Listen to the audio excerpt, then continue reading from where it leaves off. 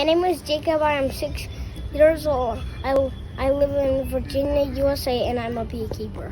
Hello, my name is Ethan. I am 9 years old, and I'm a beekeeper. Bees are important to us because they pollinate our crops, and if there's no bees to pollinate our crops, then there will be no food for us to eat, and we will starve. Bees are good because they pollen almost all those crops, and they're very good help to our environment. And without them, we wouldn't have good food to eat. So and we would starve to death.